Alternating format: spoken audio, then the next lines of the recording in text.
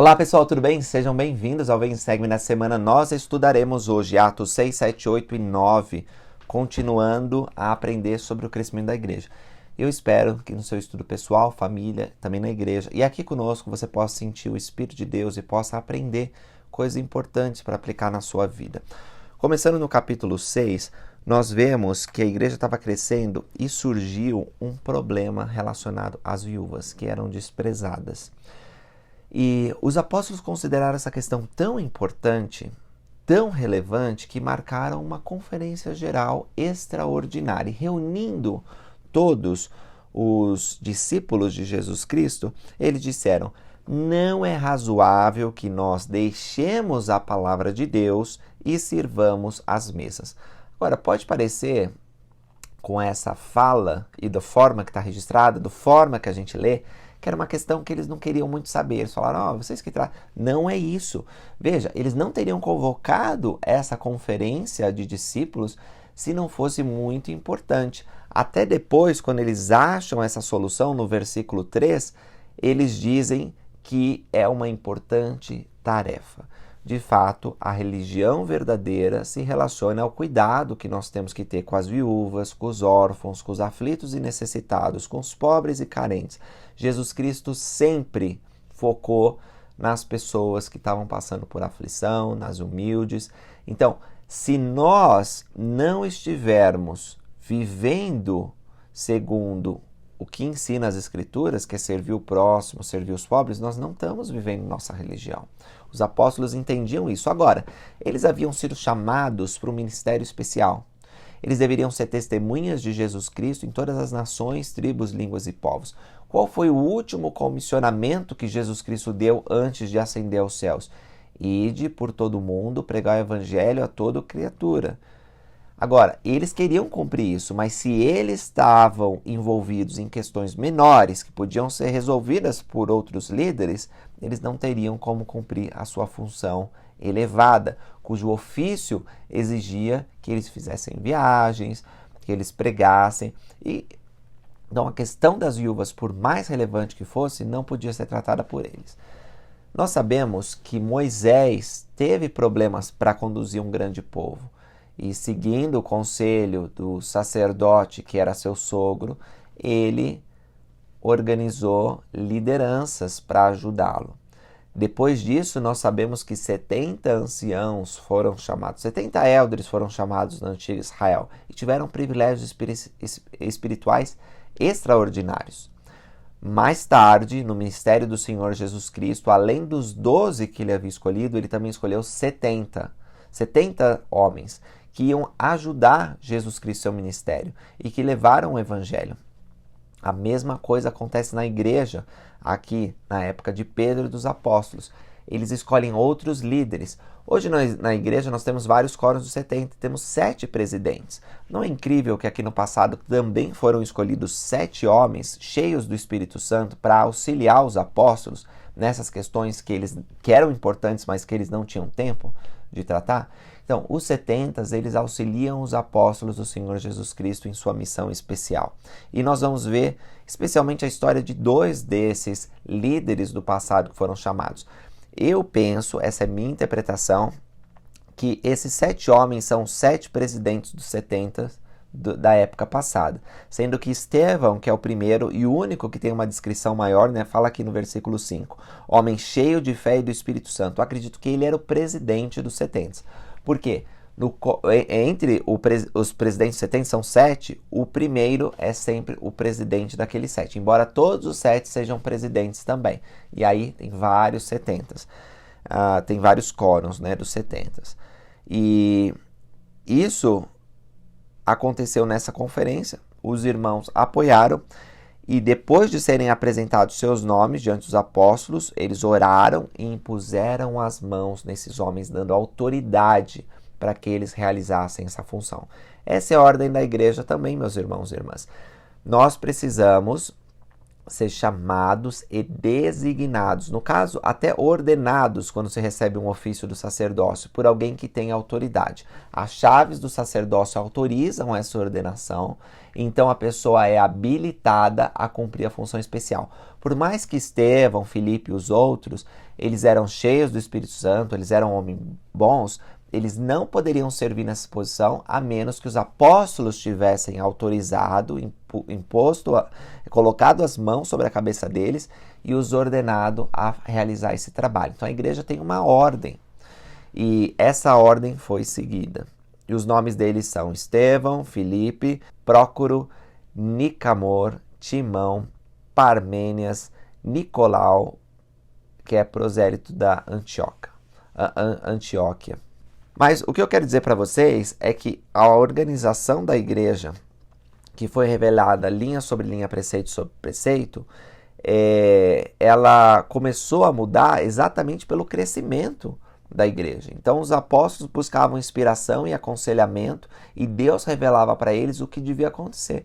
Da mesma forma que foi nesses últimos dias. O Senhor foi revelando um pouquinho e continua revelando como deve ser sua igreja. E aí, a palavra de Deus, ela crescia.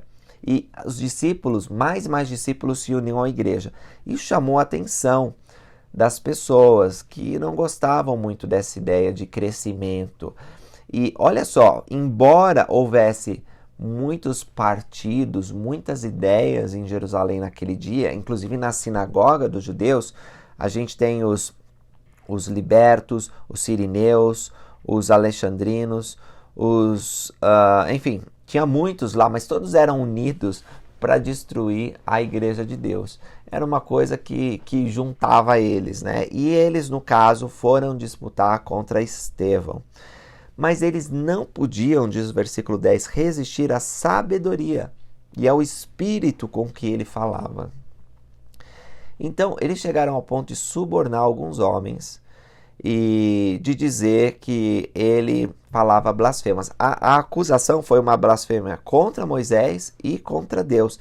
E dá para entender por que ele vai começar a sua defesa no capítulo 7, contando a história de Israel. Porque a acusação dele constava isso, ele está falando contra Moisés, ele está falando contra Deus. E eles incitaram o povo e os eldres, os escribas, arremetando contra ele, arrebataram e o levaram ao sinédrio, né? Ao Senado, para ser julgado. Apresentaram falsas testemunhas e diziam: esse homem não cessa de proferir palavras blasfemas contra este santo lugar e contra a lei. Pois nós lhe ouvimos dizer que esse Jesus Nazareno há de destruir esse lugar e mudar os costumes que Moisés nos deu. Então, eles começaram a julgá-lo e acusá-lo, mas que interessante, isso aqui vai ser muito familiar para quem lê o livro de Mórmon, especialmente em Mosias, quando uma corte iníqua também se reúne para acusar um santo profeta de Deus, mas não podem ir contra ele até que ele termine a mensagem. E o rosto de Abinadi, na ocasião, brilha, e assim acontece com Estevão aqui, ó. Fixando os olhos nele, o sinédrio, né, viram o seu rosto como o rosto de um anjo. Então ele estava brilhando com o poder de Deus. E aí ele começa a sua defesa, dizendo: homens, irmãos e pais, ouvi. O Deus da glória apareceu a nosso pai Abraão. E ele começa então a falar da história do povo de Deus, desde Abraão até o tempo presente. E ele relembra que o povo de Israel recusou os profetas vez por vez, apesar do Senhor ser tão bondoso com eles. Ele fala das promessas de Deus, e nessas promessas ele lembra que havia um Messias que cumpriria tudo o que prometeu desde Abraão, Isaac e Jacó, passando por Moisés. Inclusive, sobre Moisés, ele cita lá no versículo, deixa eu ver aqui, 37, o Senhor vosso Deus vos levantará dentre vossos irmãos um profeta como eu, a ele ouvis. Ou seja, Moisés falou sobre Jesus Cristo. E aí ele continua com o testemunho dele. Este é o que esteve entre a congregação no deserto, com o anjo que lhe falava no monte Sinai e com nossos pais, o qual recebeu as palavras da vida para nos dar. Ou seja, ele não está falando contra Moisés, ele não pregou contra Moisés. Ele, na verdade, está defendendo Moisés e o que Moisés pregou, que era Jesus Cristo. E apesar do povo ser rebelde, construindo um bezerro de ouro, Deus, ele continuou abençoando Israel. Permitiu que eles construíssem um templo, né? Primeiro no deserto, o tabernáculo, depois Salomão edificou uma casa de Deus.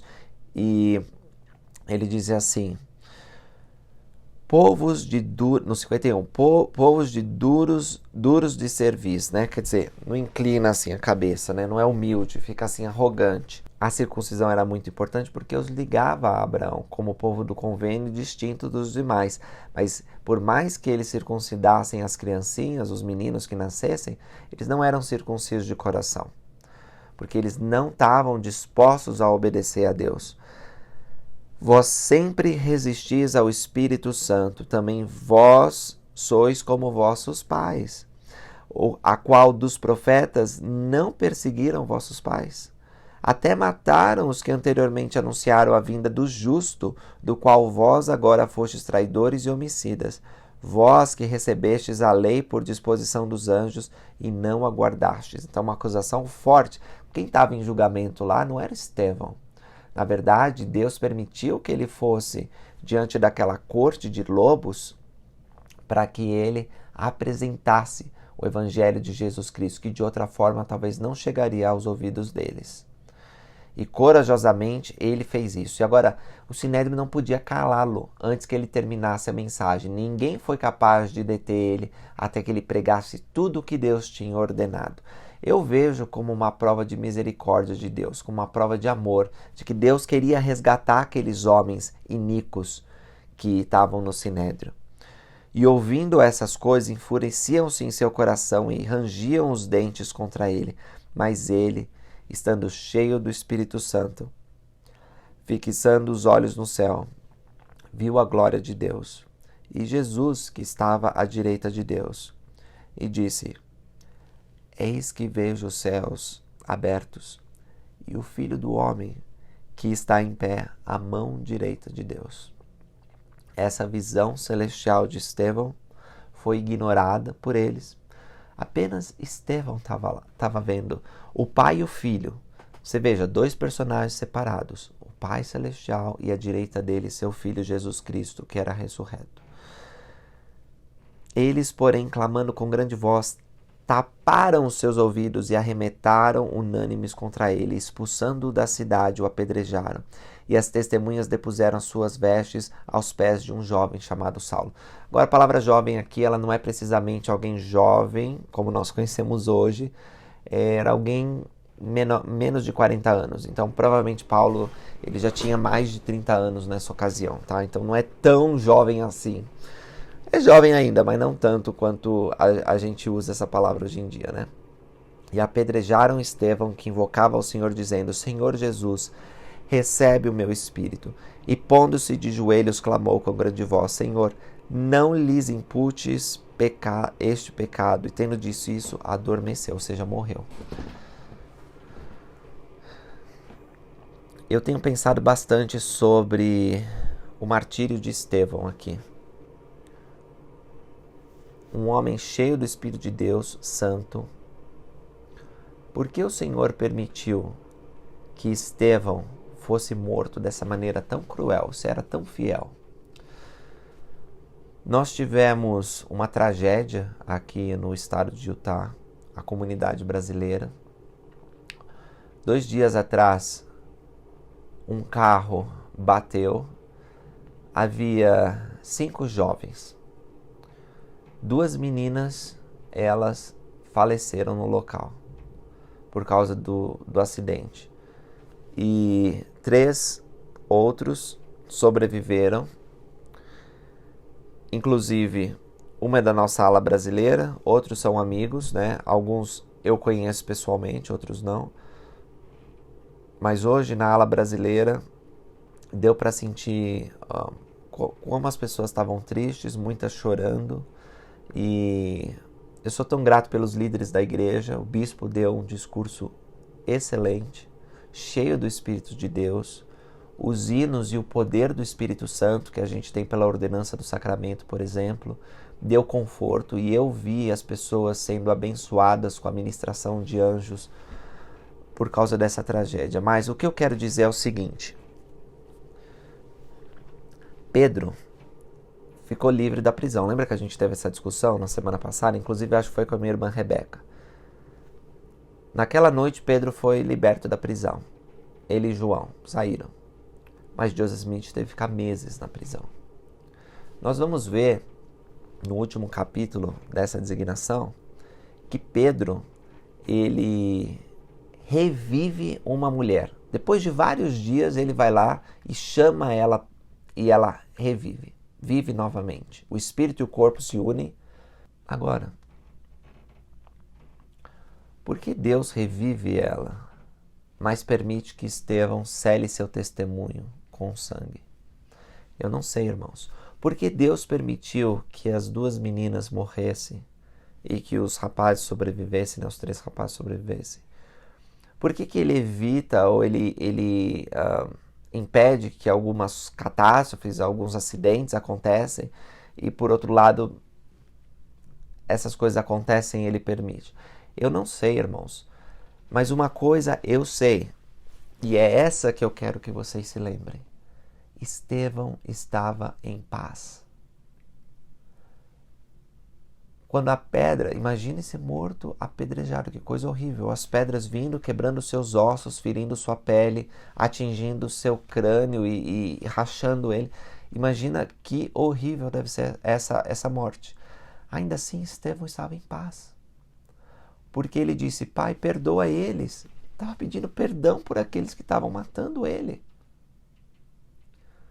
Estevão estava em paz, porque ele estava conectado ao Pai, ao Filho e ao Espírito Santo. Ele os viu em visão e ele estava cheio do Espírito Santo. A intenção de Estevão não era desafiar os fariseus, não era provar um ponto de vista. Ele estava lá porque amava o Evangelho de Jesus Cristo, amava o Senhor Jesus Cristo e amava até aquelas pessoas que estavam querendo destruí-lo. A tal ponto que ele consentiu em cair em suas mãos, né? Porque o Senhor poderia ter livrado Estevão, assim como livrou outros no passado. Não livrou a Alma e a Moleque da prisão? Fez a prisão tremer e eles saíram ilesos enquanto todos os outros morreram? Deus, ele tem todo o poder. Agora, o motivo pelo qual não livra alguns justos de certos desafios é conhecido por ele e nós precisamos confiar. Às vezes ele quer refinar esse justo, às vezes quer que eles sejam bons exemplos de perseverança para outros. Eu não sei. O que eu sei é que a morte de Estevão não foi em vão. O testemunho de Estevão ecoa até hoje. E o poder de sua pregação está registrado nas Escrituras. Estevão foi recebido por Jesus Cristo, assim como são recebidos todos os justos que morrem, ainda que a morte deles seja, para os nossos olhos, trágica, catastrófica, difícil, horrível, não importa. Os justos vão em paz. E, meus irmãos, a coisa mais importante que nós precisamos fazer nesses últimos dias de tumulto e perigo é buscar a paz do Senhor, a paz que excede todo entendimento. Nós precisamos disso porque pode nos acontecer. E vai nos acontecer, na verdade. Não é se, é quando. Porque quando nos ocorrer dificuldades, se nós não tivermos essa paz, nós vamos ficar aflitos, nós vamos ficar preocupados, nós vamos ficar ansiosos, nós vamos entrar em desespero. Nós precisamos dessa paz e precisamos hoje mesmo. Então, Estevão tinha essa paz e ele morreu selando seu testemunho com seu próprio sangue. Quero fazer um esclarecimento doutrinário que está no versículo 48 a 50. Diz assim: O Altíssimo não habita em templos feitos pelas mãos de homens, como diz o profeta. O céu é o meu trono e a terra o escabelo dos meus pés. Que casa me edificareis, diz o Senhor? Ou qual é o lugar de meu repouso? Porventura não fez minha mão todas essas coisas? Essa passagem, se tirada do contexto do discurso de Estevão, pode nos levar a crer que o Senhor não exige um templo. Se isso fosse verdade, a própria pregação de Estevão estaria distorcida, porque ele fala sobre o tabernáculo, ele fala sobre o templo que Salomão erigiu em nome de Deus, e agora ele fala que Deus não habita em templos. O que ele está querendo dizer? Lembra que o público que Estevão estava se dirigindo eram os orgulhosos judeus, que diziam que a casa de Deus era o símbolo maior de sua retidão e de sua fé. E de fato era. O Senhor Jesus Cristo defendeu o templo. Ele purificou o templo pelo menos 2 vezes. E amava tanto o templo que seu ministério aos 12 anos, segundo as Escrituras, começou no templo, não é? Enquanto Maria e José foram embora com a caravana, Jesus ficou lá para cuidar dos negócios do Pai. Então o templo é central. Sempre foi central na obra de Deus. A gente vê isso desde o começo da Bíblia até o final, né? Elementos do templo, como altar, sacrifício, consagração. E quando Israel está no deserto, tabernáculo, e mais tarde um edifício. No livro de Mórmon, nós vemos templo também. Então, templos sempre foram importantes. Nessa dispensação, Deus também revelou a importância dos templos. Agora, o que Estevão está querendo dizer aqui? Está querendo dizer que os judeus, eles estavam tão preocupados com esse símbolo exterior que eles perderam a essência. Deus, ele não habitava num templo impuro, especialmente um templo mantido com iniquidade, né? Porque eles já haviam se afastado de Deus. Agora, o templo era importante, sim. O templo é importante e Deus visita seu templo. Agora, ele tem o lugar no céu. Essa terra é o escabelo de seus pés. Ele tem um trono, mas ele ordena que construamos templos e são a casa de Deus. Ele visita seus templos. Ontem eu tive numa visitação pública no templo de Saratoga. Foi maravilhoso, é lindo aquele templo, é enorme, é bonito, é incrível. E em breve nós teremos o Templo de Brasília aberto para visitação pública. E nessa casa aberta, se você tem oportunidade, vá, porque é maravilhoso poder conhecer a doutrina, a estrutura, a grandiosidade que é um templo. Então, essa passagem não está dizendo que Deus ele despreza templos. Não, o Novo Testamento, bem como outras escrituras, nos ensinam que Deus ama os templos, que ordena que construamos templos e que os preservemos em dignidade, em santidade, para que ele possa habitar. Então, o que ele está dizendo aqui se une ao próximo versículo: duros de cerviz, incircuncisos de coração. O templo não podia ser aceito, porque por mais que fosse uma estrutura linda e que antes tivesse sido usada para ordenanças sagradas, agora estava em apostasia. E por mais que eles se orgulhassem e dissessem, olha, somos o povo de Deus porque temos o templo de Deus, de nada valia, porque Deus não estava mais ali. Então é nesse contexto que tem que ser estudado, tá bom? Porque lembro vocês, o templo é central à obra de Deus. Vamos para o próximo versículo. Vamos aprender um pouco mais sobre Saulo, que no latim a gente vai chamar de Paulo, mas aqui o nome dele é Saulo. Se vocês verem no guia de estudo das escrituras a palavra Paulo, vocês vão poder entender melhor quem foi esse homem. Mas também não fiquem preocupados, porque nós vamos falar muito de Paulo até o final do ano. Muitas das cartas do Velho Testamento foram escritas por esse grande missionário, grande apóstolo do Senhor Jesus Cristo. E agora nós vamos ler sobre a conversão dele. Diz assim: fez-se naquele dia uma grande perseguição contra a igreja. Eles começaram a achar pretextos, a achar justificativas para prender os santos, para expulsá-los. E Paulo parece ser um dos líderes mais diligentes contra os santos. Então ele estava nessa perseguição religiosa. E aparentemente, como nós vamos estudar pelas justificativas de Paulo depois, ele achava que estava fazendo certo. Ele realmente pensava, não, eu estou defendendo a verdadeira religião, que é o judaísmo. Esse cristianismo ele veio para corromper nossos costumes, nossa lei, nossa adoração. Então ele estava empenhado nisso. Quando fala no versículo anterior que as pessoas colocaram vestes nos pés de Paulo, significa que ele estava guardando lá as roupas enquanto eles iam lá para matar Estevão. Então, de certa forma, estava relacionado. Paulo estava envolvido no que aconteceu com Estevão. E ele estava, assim, determinado a destruir a igreja.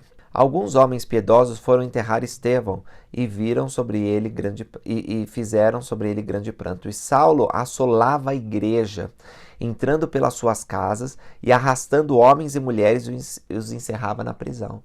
Já pensou que impiedoso ele era, separando famílias? e entrando na casa das pessoas. Já pensou se alguém entra na sua casa e fala, você está preso por causa da sua religião?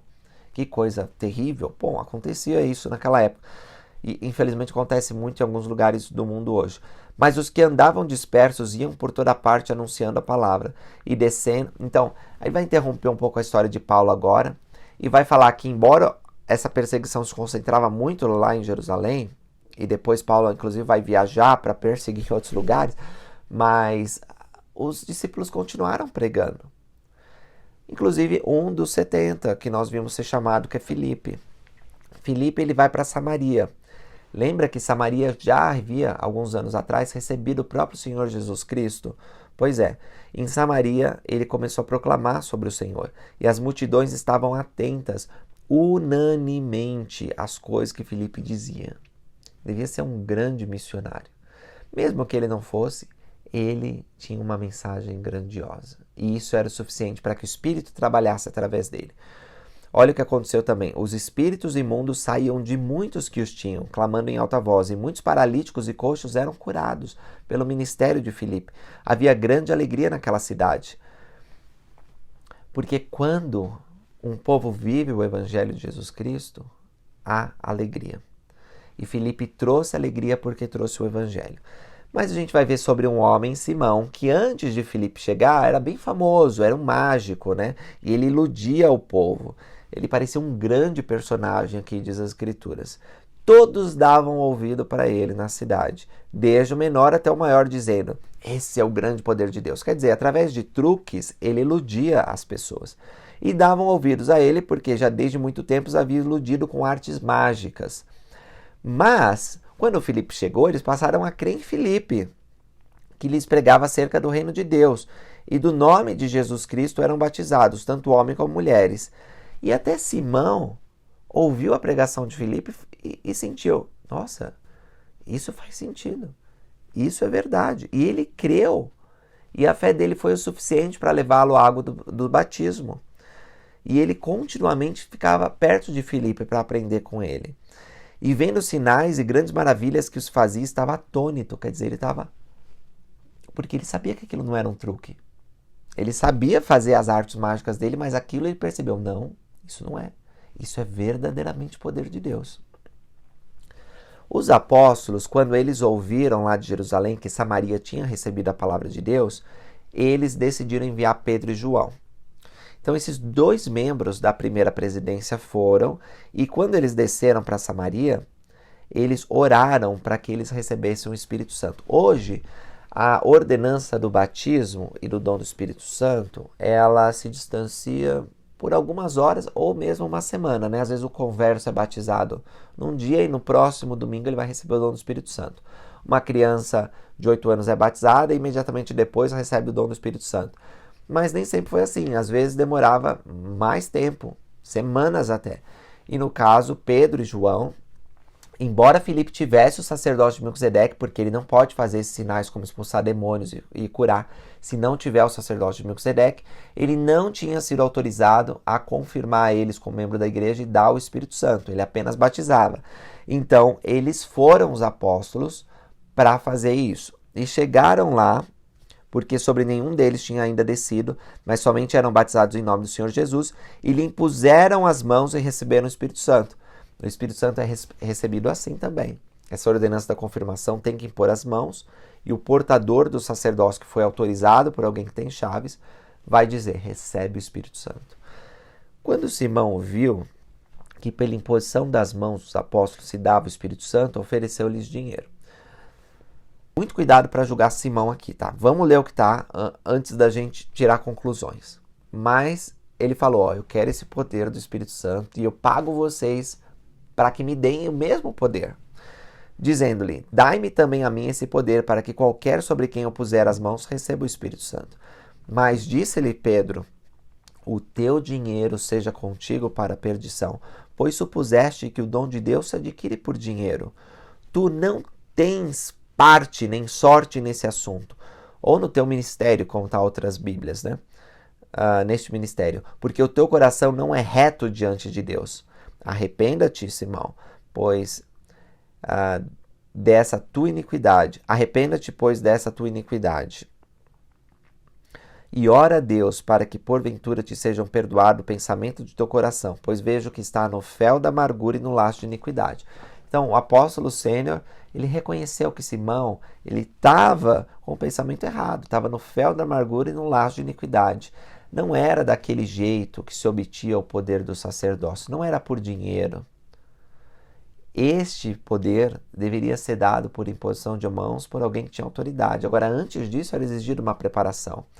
E ele não podia chamar a si mesmo, eu quero esse poder do Espírito Santo. Ele podia ter o desejo de receber isso, mas não o desejo de receber isso pelo dinheiro. Isso estava errado. E ele foi repreendido. Respondendo, porém, Simão disse, e eu acho que aqui é uma evidência de que ele entendeu a mensagem, que ele começou a mudar, a se arrepender. Orai vós por mim ao Senhor, para que nada de que disseste venha sobre mim. E eu tenho esperança, assim como uma vez disse o presidente Haring também, que Simão ele se arrependeu e que ele perseverou na fé e que um dia talvez ele recebeu o sacerdócio como ele desejava, a fim de conceder o Espírito Santo. Não para que ele concedesse o Espírito Santo e as pessoas o admirassem como um grande mestre que tinha grande poder, mas como servo humilde de Deus, que seguia seus mandamentos e que não queria a glória dos homens, mas a glória de Deus. Bom, depois de ter feito esse ministério, o anjo do Senhor falou a Filipe, dizendo, levanta-te e vai para o lado sul, ao caminho que desce de Jerusalém para Gaza, que está deserta. E inspirado por essa mensagem angelical, pela voz dos anjos, ele foi. Levantou-se, e eis que um homem etíope, eunuco é, como eu já expliquei para vocês, alguém que era castrado e que cumpria funções importantes normalmente numa sociedade. E no caso, ele era o mordomo-mor de Candace, rainha dos etíopes, o qual era superintendente de todos os seus tesouros e tinha ido a Jerusalém para adorar. Então ele era um converso judeu, ou ele era enfim, os pais eram judeus, ele era da religião, e ele tinha ido para adorar, provavelmente no dia de Pentecostes, né, que a gente leu, e agora ele estava voltando para a rainha e para o reino dela. E ele estava no carro e ele estava lendo o profeta Isaías. E quando ele estava no carro, Filipe se aproximou e ele ouviu que ele estava lendo Isaías. E ele perguntou, olha a ousadia de Filipe, você está entendendo aí o que você está lendo? E ele respondeu, como que eu vou entender se alguém não me ensinar? E Filipe rogou para que subisse com ele e se assentasse. Eu posso então entrar aí e explicar para você? E ele deixou, e aí olha o que ele estava lendo. Uma escritura de Isaías, que é Isaías 53, uma parte de Isaías 53, que fala exatamente do sacrifício expiatório de Jesus Cristo. E aí o eunuco disse a Filipe, rogo-te, de quem diz isso o profeta? De si mesmo ou de algum outro? Isaías é meio difícil mesmo. E é preciso que nós tenhamos o Espírito de Deus para entender. E Filipe tinha esse Espírito. E ele estava ansioso para ensinar aquele homem. Deus sabia que aquele homem estava pronto para receber o Evangelho e conduziu o seu missionário para aquele lugar, que com ousadia disse, eu quero te ensinar, eu posso te ensinar. E aí Filipe, abrindo a sua boca, começou nessa escritura e anunciou-lhe Jesus. E indo eles pelo caminho, chegaram a um certo lugar onde havia água. E o legal é que partiu do eunuco. Ele disse o seguinte, eis aqui água, Filipe. Que impede que eu seja batizado? E Filipe disse, é lícito, se crês de todo o coração. E respondendo ele, creio que Jesus Cristo é o Filho de Deus, Filipe.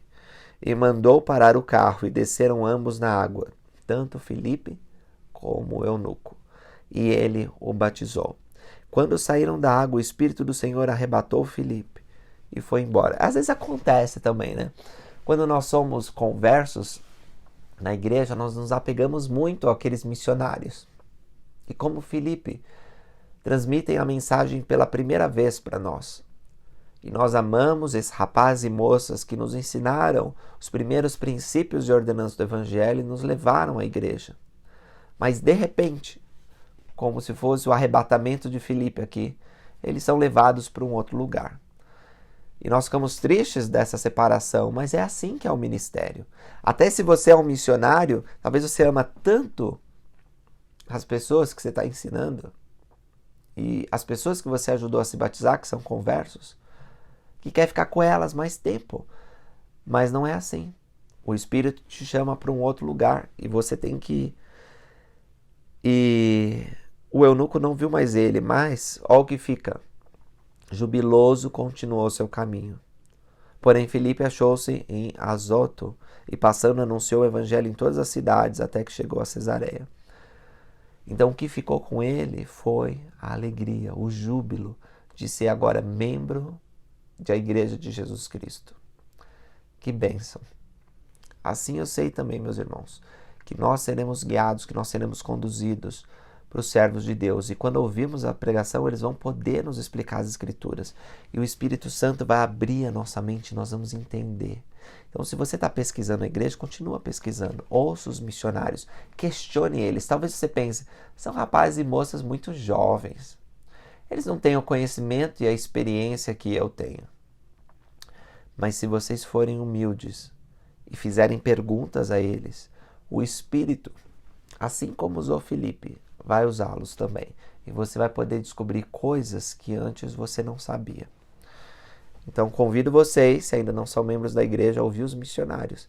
E eles te ensinarão o que vocês devem fazer. Vamos continuar a história de Saulo, lá no Atos 9. Diz assim: Saulo, respirando ainda ameaças e morte contra os discípulos do Senhor, dirigiu-se ao sumo sacerdote e pediu-lhe cartas para Damasco. Quer dizer, agora eu vou para Damasco, nas sinagogas, me dá essa autorização.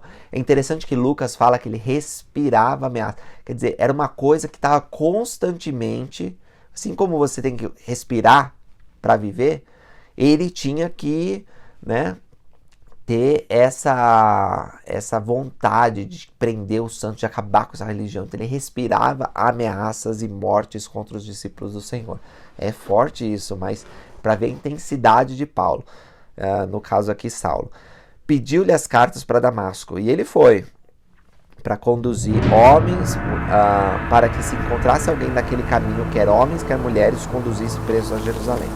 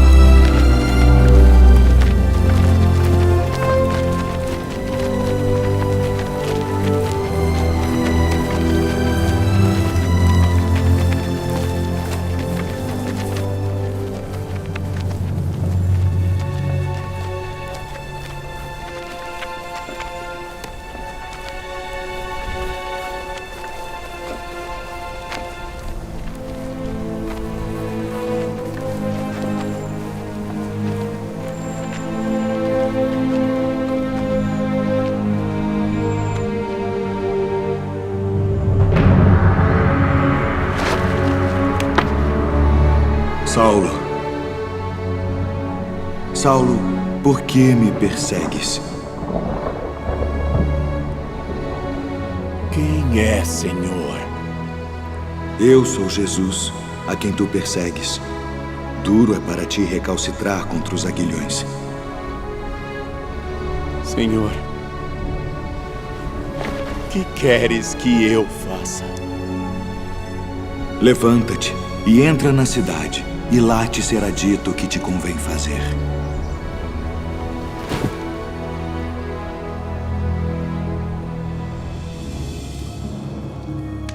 Ananias. Sim. Eis-me aqui, Senhor. Levanta-te e vai à rua chamada Direita e pergunta em casa de Judas por um homem de Tarso chamado Saulo, pois eis que ele está orando. E numa visão ele viu que entrava um homem chamado Ananias e punha sobre ele a mão para que tornasse a ver. Senhor, de muitos tenho ouvido acerca deste homem. Quantos males tem feito aos teus santos em Jerusalém. E aqui tem poder dos principais dos sacerdotes para prender a todos os que invocam o teu nome. Vai, porque este é para mim um vaso escolhido, para levar o meu nome diante dos gentios e dos reis e dos filhos de Israel. E eu lhe mostrarei quanto deve padecer pelo meu nome.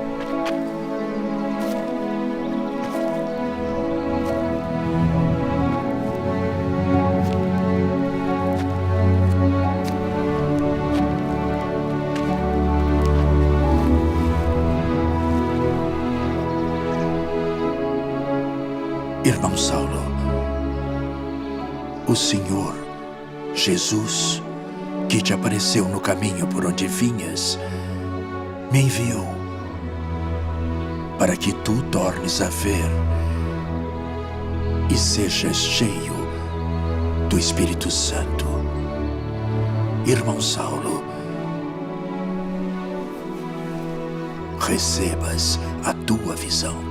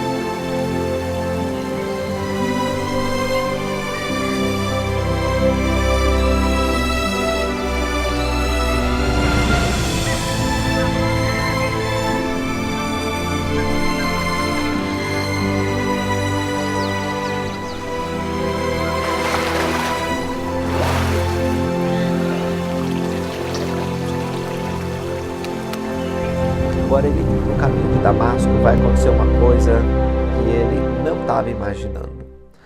Porque, indo pelo caminho, subitamente cercou um resplendor de luz do céu. E, caindo por terra, ouviu uma voz que lhe dizia: Saulo, Saulo, por que me persegues? E disse: Quem é, Senhor? E disse o Senhor: Eu sou Jesus, a quem tu persegues. Duro é para ti recalcitrar contra os aguilhões. Os aguilhões, eles ficavam, quando os animais, eles levavam cargas atrás, e se eles se voltassem, espetava eles. Então sentiam muita dor, né? Como se fosse aí uma espada, um espeto. Então eles não podiam se recalcitrar e voltar-se contra os aguilhões, porque eles iam sentir muita dor e podiam até morrer. E o que Paulo estava fazendo era exatamente isso. Ele estava indo contra a obra de Deus. E Jesus se revelou a Paulo e disse: Eu sou Jesus. Você não está perseguindo os apóstolos, você não está perseguindo os santos dessa nova igreja que você considera uma ameaça, você está perseguindo o seu Senhor, o Senhor da glória, que é Jesus Cristo. E ele, tremendo e atônito, disse: Senhor, que queres que eu faça? Disse-lhe o Senhor Jesus Cristo: Levanta-te e entra na cidade, ali te será dito o que te convém fazer. E os homens que iam com Saulo pararam atônitos, ouvindo a voz, mas não vendo ninguém. Ou seja, Paulo ele teve a visão do Senhor Jesus Cristo. Os outros apenas viram a luz, ouviram que tinha alguma coisa, mas não tiveram a visão. Saulo levantou-se da terra e, abrindo os olhos, não via ninguém, ficou cego. E, guiando pela mão, conduziram a Damasco. Esteve 3 dias sem ver, e não comeu nem bebeu. Eu acredito aqui que propositalmente ele jejuou para entender tudo o que estava acontecendo, uma vida inteira, como fariseu dedicado. E ele pensava que estava fazendo bem em perseguir, mas agora ele estava perseguindo o próprio Deus. Então todos esses pensamentos estavam atormentando ele devia estar pensando também em todas as coisas que fizera contra os santos que eram, na verdade, da igreja verdadeira, da igreja de seu Senhor. Esteve 3 dias sem ver, não comeu nem bebeu. E havia em Damasco um certo discípulo chamado Ananias, e disse-lhe o Senhor em visão: Ananias! E ele respondeu: Eis-me aqui, Senhor. Disse-lhe o Senhor: Levanta-te e vai à rua chamada Direita e pergunta na casa de Judas por alguém chamado Saulo de Tarso, pois eis que ele ora. E viu em visão que entrava um homem chamado Ananias e punha sobre ele a mão e para que tornasse a ver. E respondeu Ananias: Senhor, de muitos ouvi acerca desse homem, quantos males tem feito aos teus santos em Jerusalém. E aqui tem poder dos principais dos sacerdotes para prender todos os que invocam teu nome. Mas o Senhor disse: Vai, porque este para mim é um vaso escolhido para levar o meu nome diante dos gentios e dos reis e dos filhos de Israel, porque eu lhes mostrarei quanto deve padecer pelo meu nome. Você já pensou? Ananias, pelo que nós sabemos do relato aqui, não era líder da igreja, não era um profeta, no sentido que nós chamamos os apóstolos.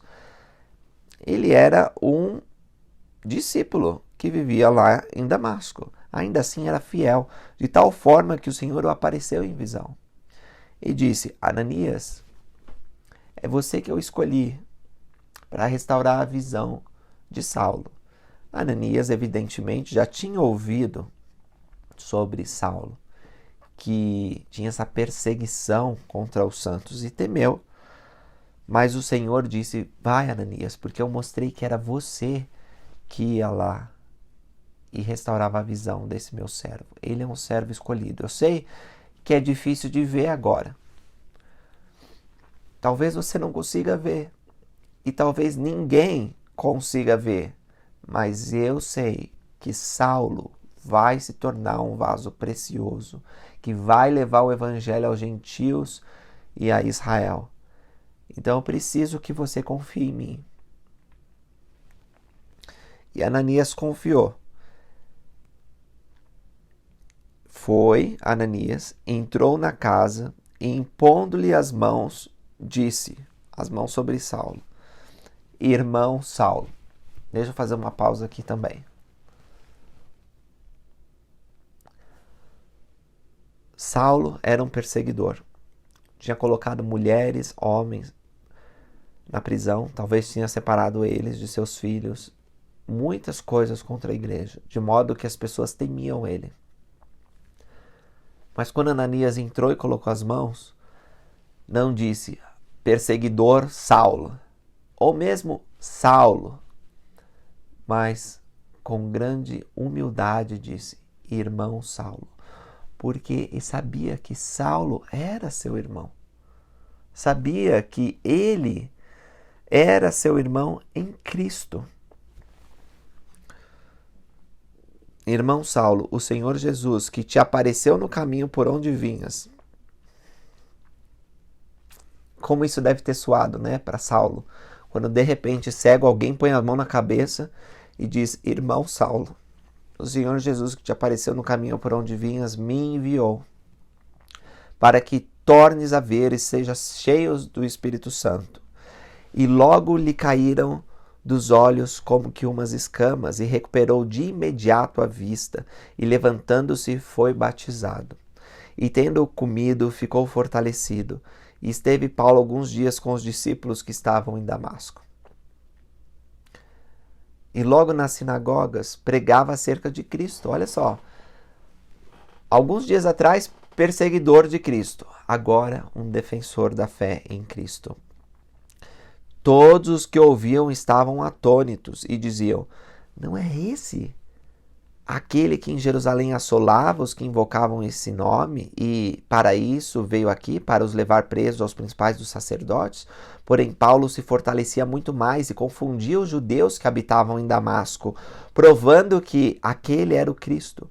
E tendo passado muitos dias, os judeus aconselharam-se entre si para o matar. Olha só.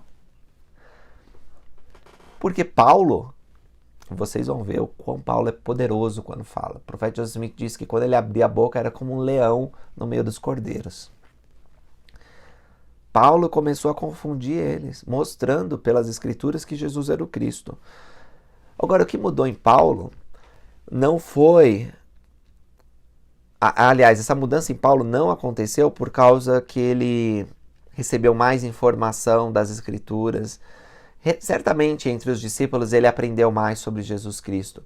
Mas o que mudou foi o Espírito de Deus, que repousou sobre Paulo, que lhe despertou e lhe converteu à verdade, à verdadeira adoração. Alguns podem pensar, mas eu não tive uma visão como Paulo teve. Ainda bem, né? Você queria passar por isso? Você queria que Jesus lhe dissesse, por que me persegues? Você queria ficar cego por alguns dias para então conseguir ver? Foi uma experiência dramática, mas a experiência dramática está nas Escrituras justamente para a gente lembrar que as pessoas mais difíceis, elas podem ser salvas e podem ser escolhidas, podem se tornar grandes instrumentos nas mãos de Deus. Não é impossível a ninguém mudar, meus irmãos e irmãs. Às vezes a gente pensa, essa pessoa não tem jeito, essa pessoa não vai mudar.